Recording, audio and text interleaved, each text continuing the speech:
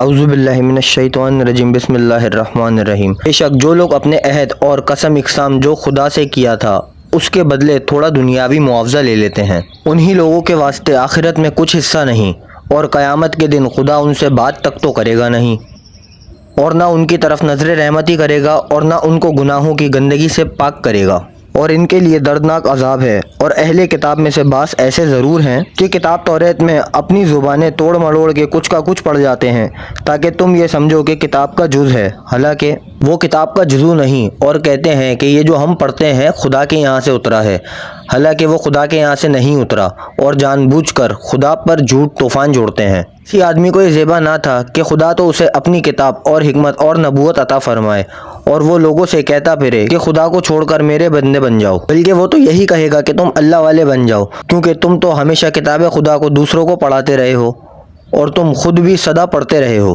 اور وہ تم سے یہ تو کبھی نہ کہے گا کہ فرشتوں اور پیغمبروں کو خدا بناؤ۔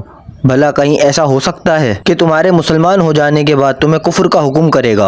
اور اے رسول وہ وقت بھی یاد دلاؤ جب خدا نے پیغمبروں سے اقرار لیا کہ ہم تم کو جو کچھ کتاب اور حکمت وغیرہ دیں، اس کے بعد تمہارے پاس کوئی رسول آئے اور جو کتاب تمہارے پاس ہے اس کی تصدیق کرے تو دیکھو تم ضرور اس پر ایمان لانا اور ضرور اس کی مدد کرنا۔ اور خدا نے فرمایا کیا تم نے اقرار کر لیا؟ اور ان باتوں پر جو ہم نے تم سے اقرار لیا تم نے میرے عہد کا بوجھ اٹھا لیا؟ سب نے عرض کی ہم نے اقرار کیا۔ ارشاد ہوا اچھا تو تم آج کے قول و قرار کے آپس میں ایک دوسرے کے گواہ رہنا، اور تمہارے ساتھ میں بھی ایک گواہ ہوں۔ پھر اس کے بعد جو شخص اپنے قول سے منہ پھیرے تو وہی لوگ بدچلن ہیں۔